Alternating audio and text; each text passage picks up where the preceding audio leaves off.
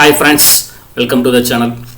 நம்ம பார்க்க போகிற டாபிக் வந்து ஜாவாவில் static members and method overloading அப்படிமா அந்த ரெண்டு டாபிக் பார்க்க போகிறோம். ஸ்டாட்டிக் மெம்பர்ஸ்ங்கிற ஒரு கீவேர்டு நம்ம ஜாவாவில் யூஸ் பண்ணுற கீவேர்டு ஸ்டாட்டிக்னு ஒரு கீவேர்டு இருக்குது.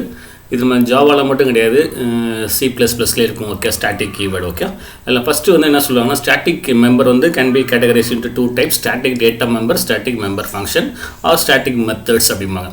இப்போ நம்ம நார்மலாக வேரியபிள் யூஸ் பண்ணுவோம். ஒரு கிளாஸுக்குள்ளே வேரியபிள் நேம் யூஸ் பண்ணுவோம். அந்த வேரியபிளுக்கு முன்னாடி நீங்கள் ஸ்டாட்டிங்கிற ஒரு யூஸ் பண்ணிங்கன்னா அது ஸ்டாட்டிக் டேட்டா மெம்பர்.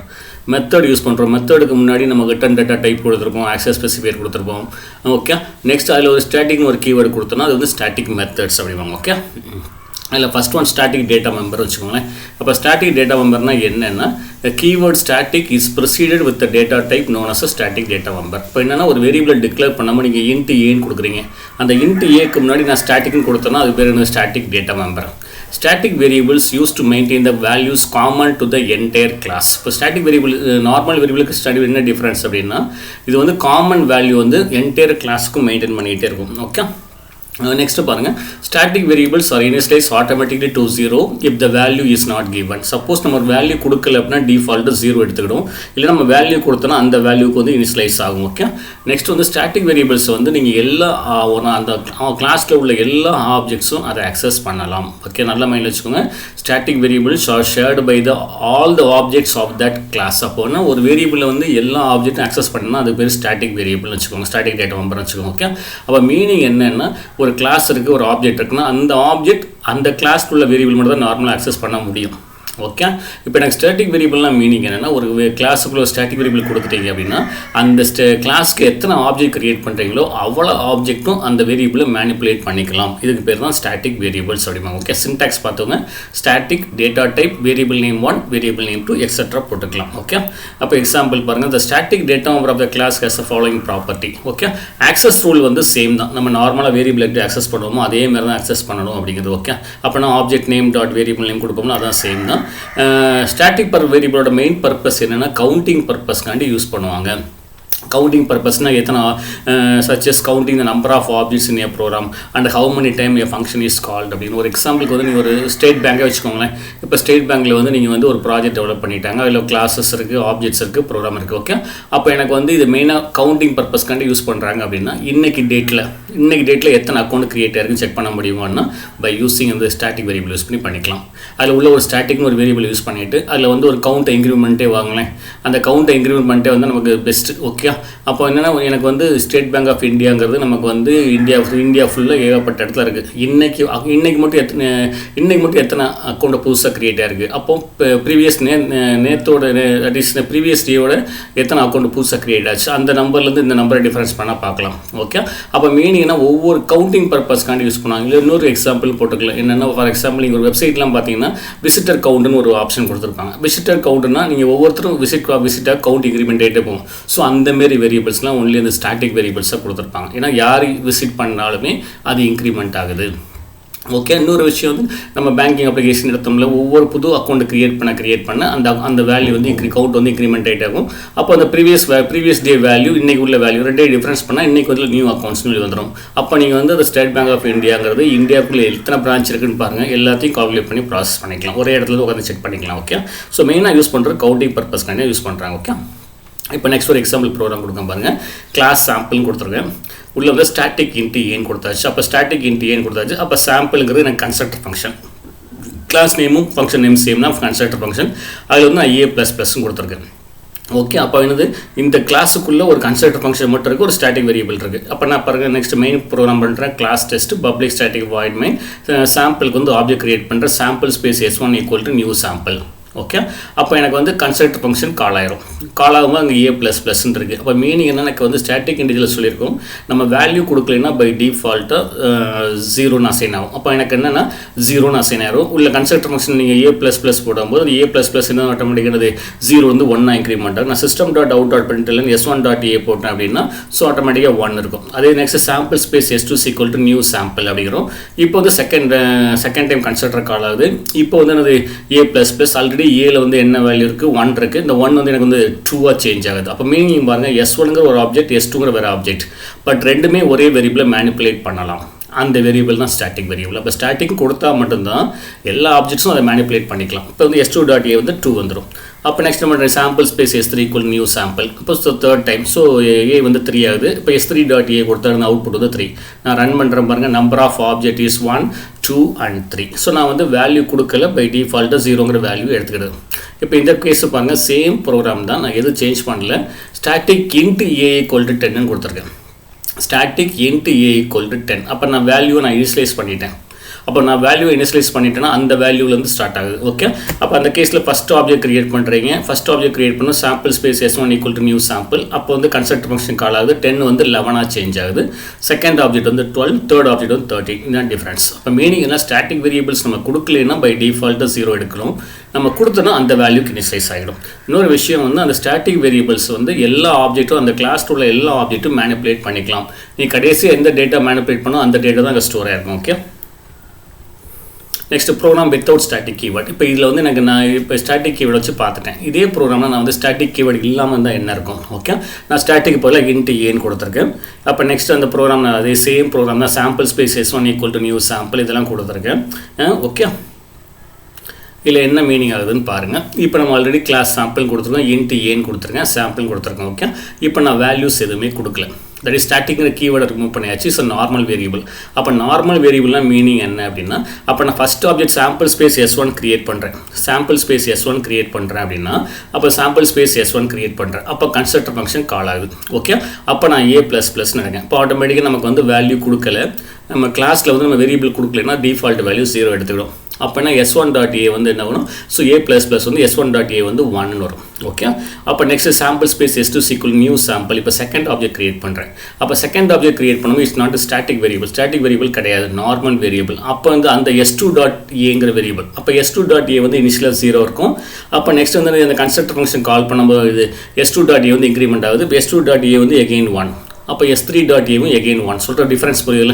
இப்போ ஸ்டாட்டிக் வேரியபிள் கொடுத்தோம்னா ப்ரீவியஸ் வேல்யூ மெயின்டைன் ஆகும். நார்மல் வேரியபிள் கொடுத்தோம்னா அந்த ஆப்ஜெக்ட்டுக்கான டேட்டா தான் அது. ஓகே, அப்போ ஒவ்வொரு டைம் அது 0 தான். இப்போ இங்கே அவுட்புட் என்ன இருக்குன்னா நம்பர் ஆஃப் ஆப்ஜெக்ட் வந்து 1, 1, 1 அப்படி தான் இருக்கும். ஓகே, ஏன்னா ஸ்டாட்டிக் வேரியபிள் கொடுத்தா தான் ப்ரீவியஸ் வேல்யூ மெயின்டைன் ஆகும்.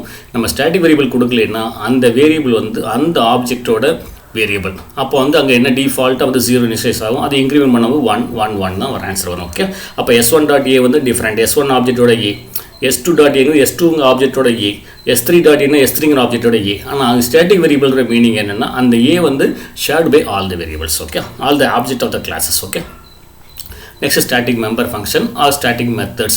இதே தான் நம்ம மெத்தட்ஸ் யூஸ் பண்ணுறோம். மெத்தட்ஸ்க்கு முன்னாடி நம்ம ஸ்டாட்டிக் கீவேர்டை யூஸ் பண்ணோம்னா static methods or static member function. Okay, static member function manipulates only on static data member of the class. அப்போ ஸ்டாட்டிக் மெம்பர் ஃபங்க்ஷன் யூஸ் பண்ணோம் அப்படின்னா அதில் யூஸ் பண்ணுற எல்லா வேரியபிளும் ஸ்டாட்டிக் மெத்தட் ஸ்டாட்டிக் டேட்டா மெம்பராக தான் இருக்கணும். நார்மல் வேரியபிள் இருக்கக்கூடாது அப்படிங்கிற மைண்டில் வச்சுக்கோங்க. Okay, static member function act as a global for member of its class without affecting the rest of the program. நீங்கள் மெத்தட் வந்து ஸ்டாட்டிக் மெத்தட்னு கொடுத்துட்டீங்கன்னா அதை யாருனாலும் அக்சஸ் பண்ணிக்கலாம். ஓகே, மற்றபடி இப்போ ஒன்றும் இல்லை. ஃபார் எக்ஸாம்பிள் நம்ம கிளாஸ் டைமில் வந்து மெயின் கிளாஸ் டைம் கொடுப்போம், பப்ளிக் ஸ்டாட்டிக் வாய்ட் மெயின் கொடுப்போம்.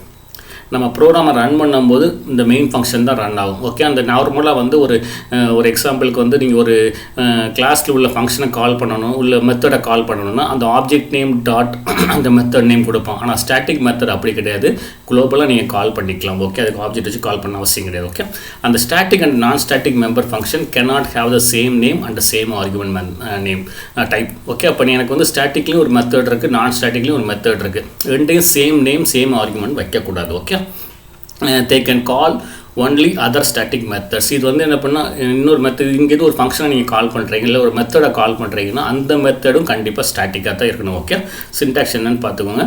ஃபஸ்ட்டு ஸ்பெசிஃபையர்னால் நீங்கள் ப்ரைவேட் பப்ளிக் ப்ரொடெக்டட் போகணும். ஸ்பெசிஃபையர், அப்புறம் ஸ்டாட்டிக் கீவேர்ட், அப்புறம் வந்து return type, next method name, list of parameter, next அந்த ஃபங்க்ஷன் பாடி. ஓகே, அப்போ இந்த மீனிங் பாருங்கள். ரிட்டர்ன் டேட்டான்னு ஸ்பெசிஃபையர் வந்து ப்ரைவேட் பப்ளிக் எதாவது போட்டுக்கிடுவோம். ஸ்டாட்டிக் கீவேர்ட், ரிட்டர்ன் டைப்னா இன்டிஜர் ஃப்ளோட் எதாவது கொடுப்போம். Method name, list of parameter, next வந்து ஸ்டேட்மெண்ட்ஸ் கொடுத்துலாம். இதை வந்து ஸ்டாட்டிக் மெத்தட்ஸ் சின்டாக்ஸ். இது ஒரு சின்ன எக்ஸாம்பிள் ப்ரோக்ராம் பாருங்கள். Class sample static into a, bன்னு கொடுத்துருக்கேன். ஓகே, அதில் நெக்ஸ்ட் பண்ணிட்டு ஒரு கன்ஸ்ட்ரக்டர் ஃபங்க்ஷன் டிஃபைன் பண்ணுறேன். சாம்பிளுங்கிற கன்ஸ்ட்ரக்டர், அதுக்கு வந்து 2 ஆர்குமெண்ட் பாஸ் பண்ணுறேன், xy. இந்த xy வந்து abக்கு அசைன் ஆகுது. ஓகே, இப்போ நான் உள்ள ஒரு மெத்தட் யூஸ் பண்ணுறேன், ஸ்டாட்டிக் இன்ட்டு ஆட் அப்படின்னு கொடுத்தாச்சு.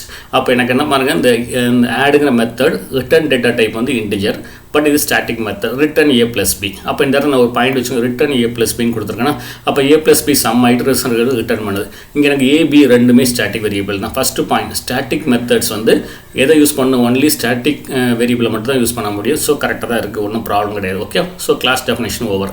மெயின் ப்ரோக்ராம் வரும், டிஃபைன் பண்ணியாச்சு. நெக்ஸ்ட் ஃபஸ்ட்டு ஆப்ஜெக்ட் கிரியேட் பண்ணுறீங்க. Sample space S1 equal to new sample 10,20. அப்போ அந்த 10 and 20 வந்து எங்கே அசைன் ஆகும், கன்ஸ்ட்ரக்டர் ஃபங்க்ஷன் கால் ஆகுது. A equal to 10, B equal to 20. Next நான் ஃபங்க்ஷனை கால் பண்ணுறேன், system.out.println sum of 10 and 20 first display பண்ணுறேன். S1 ப்ளஸ் ஆட், இப்போ இங்கேருந்து S1 ஆடுக்கு ட்ரான்ஸ்ஃபர் ஆகுது. அப்போ 10 + 20 13 வரும். இந்த 30 ரிட்டர்ன் பண்ணும். ஆட்டோமேட்டிக்கான ஆன்சர் வந்து sum of 10 and 20 is 13 சொல்லி நமக்கு பிரிண்ட் ஆயிரும். அப்போ நெக்ஸ்ட் சாம்பிள் ஸ்பேஸ் S2 கொடுக்குறேன், 20 13 கொடுக்குறேன். இப்போ S2 டாட் ஆட் 20 + 30 வந்து so sum of 20 and 30 is answer வந்து 15 வரும். நெக்ஸ்ட் வந்து 30 and 40, sum of 30 and 40 வந்து ஆன்சர் வந்து 17 டிஸ்பிளே ஆகும். ஓகே, நான் ரன் பண்ணுறேன். ஸோ ஃபஸ்ட்டு என்ன பண்ணுறீங்க, sum of the 30 50 and 70. So எல்லாமே அவுட்புட் வருது. அப்போ கரெக்டாக மீனிங் வச்சுக்கோங்க, ஸ்டாட்டிக் மெத்தட்ஸ் வந்து ஸ்டாட்டிக் வேரியபிள்ஸை மட்டும் தான் மேனிப்புலேட் பண்ணணும் அப்படிங்கிற மைண்டில் வச்சுக்கோங்க. ஓகே, இப்போ static member function without static variable same coding தான் நான் யூஸ் பண்ணியிருக்கேன் பாருங்கள். அந்த ஸ்டாட்டிக் இன்ட் ஏ கமா பி போல் அந்த ஸ்டாட்டிக்கை ரிமூவ் பண்ணிவிட்டு இன்ட் ஏ கமா பின்னு கொடுத்துருக்கேன். இன்ட் ஏ கமா பி ரிமைனிங் கோடிங் ஃபுல்லாகவே சேம். மெத்தடில் வந்து ஸ்டாட்டிக் இன்ட் ஆட் ரிட்டர்ன் ஏ ப்ளஸ் பி. இப்போ நம்ம ஆல்ரெடி சொல்லியிருக்கோம், ஸ்டாட்டிக் மெத்தட்ஸ் வந்து only manipulate the static variable. இப்போ நான் வந்து இங்கே நம்ம இப்படி கொடுத்தோம், இது நார்மல் வேரியபிளாக நீங்கள் ரன் பண்ணிங்கன்னா என்ன எரர் பாருங்கள், எரர் நான் static variable a cannot be referenced from the static context. Okay, அப்போ நான் ஸ்டாட்டிக் வந்து நம்ம யூஸ் பண்ண முடியாது பார்த்தோம் எரர். ஓகே, அப்புறம் நெக்ஸ்ட் மெத்தட் ஓவர்லோடிங். இது மெத்தட் ஓவர்லோடிங் நம்ம ஆல்ரெடி படிச்சிருப்போம், சி லாங்குவேஜ் C++லாம் படிச்சிருப்போம். சேம் மெத்தட் நேம் வந்து நம்ம யூஸ் பண்ணணும் ஆட்டோமேட்டிக்கானது method overloading. Same name used for more than one method within the same scope. இதை கரெக்டாக வச்சுக்கோங்க.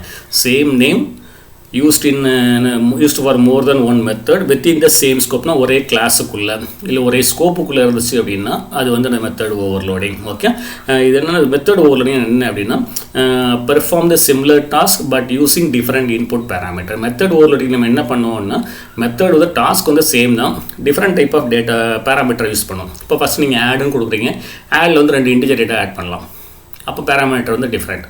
நெக்ஸ்ட்டு ஆடில் வந்து 3 இன்டிஜர் டேட்டா ஆட் பண்ணலாம், so number of parameter difference. இல்லை ஆட் 2 ஃப்ளோட் வேரியபிள் ஆட் பண்ணலாம், ஸோ இந்த டேட்டா டைப் தான் டிஃப்ரென்ஸ் வரும். ஓகே, அப்போ இப்போ நெக்ஸ்ட் இதோட மீனிங் என்ன, to call a method in an object Java compiler matches of the method name first method நேமை ஃபைண்ட் பண்ணும், then the number and the type of parameter to decide which one of the function, which one of the method to be executed. இப்போ நீங்கள் define பண்ணீங்கன்னா compiler வந்து first method name identify பண்ணிட்டு நீங்கள் எத்தனை ஆர்குமெண்ட்டை pass பண்ணியிருக்கீங்க, அப்போ அது எழுது மேட்ச் ஆகுது, அந்த கரஸ்பாண்டிங் மெத்தட் தான் எக்ஸிக்யூட் ஆகும். This process is known as static or compile time polymorphism அப்படிம்பாங்க. ஓகே, ஒரு எக்ஸாம்பிள் ப்ரோக்ராம் பார்த்துக்கோங்க.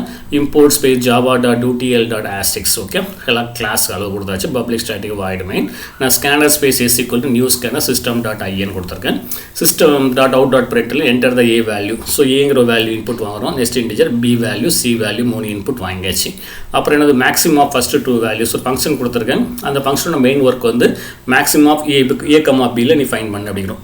Second value maximum given 3 values max of a comma b comma சின்னு கொடுத்தாச்சு.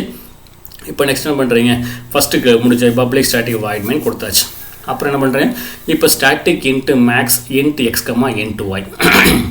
இப்போ இந்த கிளாஸ் ஹலோங்கிறதுல வந்து எனக்கு ஃபஸ்ட்டு ஃபங்க்ஷன் இருக்குது, பப்ளிக் ஸ்டாட்டிக் வாய்ட் மெயின் இருக்குது. அப்புறம் என்ன பண்ணுறேன், செகண்ட் ஃபங்க்ஷன் வந்து static int max int x comma int y. அப்போ மீனிங் என்ன, செகண்டாக ஒரு மெத்தட் இருக்குது, மெத்தட் நேம் வந்து max, return data type integer, இதுவும் ஸ்டாட்டிக் மெத்தட். அதில் 2 ஆர்குமெண்ட் பாஸ் பண்ணுறீங்க, int x comma int y. இந்த ரெண்டில் எது பிக்கஸ்ட் நம்பர் பாங்க, இஃப் எக்ஸ்க்கு ரிட்டர்ன் ஒய்னா ரிட்டர்ன் எக்ஸ், இல்லைனா ரிட்டர்ன் ஒய் கொடுத்தாச்சு. அப்போ next third method static int max int x comma int y comma int z. Okay, return மேக்ஸ்ன்னு கொடுத்துட்டு ப்ராக்கெட்டுக்குள்ளே max of x comma y comma இசட்னு கொடுத்துருக்கோம். ஓகே, இப்போ இந்த ப்ரோக்ராம் முடிஞ்சது. இப்போ இந்த ப்ரோக்ராமோட மெயின் டாஸ்க்கு பாருங்கள் என்னென்னா, கிளாஸ் ஹலோன்னு கொடுத்துருக்கோம். அந்த கிளாஸ்க்குள்ளே 3 மெத்தட், ஒன்று வந்து main method, int max 2 method overloading. பாருங்கள், all the 3 methods mean static. Okay, ஏன்னா நான் மெயின் ப்ரோக்ராம் வந்து public static void main max of a comma பின்னு நான் கால் பண்ணேன்னா max of int x comma int y call ஆகும். Max of a comma b comma சியை call பண்ணால் third function கால் ஆகுது. ப்ரோக்ராம் ஃபினிஷ் பண்ணியாச்சு. ஓகே, இப்போ நான் வந்து ப்ரோக்ராம் ரன் பண்ணுறேன். ஜாவா கொடுத்தாச்சு. Enter the a value 10, enter the b value 15, enter the c value 18 கொடுக்குறேன். ஓகே. அப்போ அடுத்த லைனில் வருது maximum first 2 values max of A comma பின்னா 10,15 வந்து ஹையஸ்ட் வேல்யூ 15. கண்ட்ரோல் எங்கே ட்ரான்ஸ்ஃபர் ஆகும், அந்த செகண்ட் ஃபங்க்ஷன் போகுது. எக்ஸுக்கு வந்து 10, ஒய் வந்து 15. அப்போ 10 greater than 15 பார்க்கிங்க. So condition false. ரிட்டர்ன் ஒய்னானது 15 வேல்யூ அங்கே பிரிண்ட் ஆகுது. மேக்ஸிமம் ஃபஸ்ட்டு 2 வேல்யூஸ் வந்து 15. அப்புறம் என்ன பண்ணுறீங்க, max of A comma B comma C. அப்போ 10,15,18 பாஸ் ஆகுது. எக்ஸ் வந்து 10, ஒய் வந்து 15, இசட் வந்து 18. அப்போ உள்ள நீங்கள் பார்த்தீங்கன்னா ரிட்டர்ன் மேக்ஸும் கொடுத்து உள்ள மேக்ஸுக்குள்ளே எக்ஸ் கமா ஒய்ன்னு கொடுத்துருக்கேன். அப்போ மீனிங் என்ன, ஃபஸ்ட்டு வந்து ப்ராக்கெட்டுக்குள்ளே மேக்ஸ் ஆஃப் எக்ஸ் கமா ஒய்க்கு கண்ட்ரோல் ட்ரான்ஸ்ஃபர் ஆகுது. அதில் வந்து ஒய் தான் ஹையஸ்ட் நம்பர். ஸோ ஒய்யோட வேல்யூ வந்து 15. அப்போ நெக்ஸ்ட் என்ன பண்ணுறேன், மேக்ஸ் ஆஃப் 15, இசட். 15, இசட் அப்படின்னா 15, இசட்டில் வந்து 18 இருக்குது. 15, வந்து திகெயின் அந்த 2 வேரியபிள் கால் ஆகுது. அங்கே வந்து 18 தான் highest number. So final result maximum given 3 value வந்து ஸோ 18 சொல்லி பிரிண்ட் ஆகுது. ஓகே. இன்றைக்கி நம்ம என்ன பார்த்துருக்கோம், static methods and method overloading பார்த்துருக்கோம். இல்லை ஏதாவது நீங்கள் ஒர்க் பண்ணி பாருங்கள். இல்லை ஏதாவது டவுட் இருந்துச்சுன்னா send the mail to SSS channel 786@gmail.com send பண்ணுங்கள். நம்ம பார்த்ததில் இன்றைக்கி என்ன ஸ்டாட்டிக் கீவேர்டு வந்து இம்பார்ட்டன்ட் கீவேர்டு. ஃபஸ்ட்டு என்ன பண்ணுங்கள், ஒரு ஸ்டாட்டிக் கொடுத்தாச்சுன்னா அந்த வேரியபிளை வந்து அந்த கிளாஸோட எல்லா ஆப்ஜெக்ட்ஸும் மேனிப்புலேட் பண்ணிக்கலாம். First point. இன்னொரு விஷயம் மெயினாக யூஸ் பண்ணுறது கவுண்டிங் பர்பஸ்க்காண்டி யூஸ் பண்ணுவோம். மெத்தட்ஸ்க்கு முன்னாடி ஸ்டாட்டிக் கொடுக்கலாம். அந்த ஸ்டாட்டிக் மெத்தட்ஸ் வந்து மேனிப்புலேட் பண்ணுறது ஒன்லி ஸ்டாட்டிக் டேட்டாவை மட்டும் தான் மேனிப்புலேட் பண்ணும். ஓகே. அப்புறம் method overloading same method name வந்து used for more than one function தான் மெத்தட் ஓவர்லோடிங். அது எப்படி டிஃபரன்ஷியேட் பண்ணுறோன்னா based on the number of parameters and return data type படிப்பாங்க. ஓகே. நம்ம சேனல் ஆல்ரெடி பைத்தான் பண்ணியிருக்கோம், சி பண்ணியிருக்கோம். ஏதாவது டவுட் இருந்தால் அது சென்ட் பண்ணுங்கள். உங்கள் ஃப்ரெண்ட்ஸுக்கெலாம் ஷேர் பண்ணுங்கள். வீடியோ பிடிச்சிருந்தால் லைக் பண்ணுங்கள், சப்ஸ்கிரைப் பண்ணுங்கள். ஸோ தேங்க்ஸ் ஃபார் வாட்சிங்.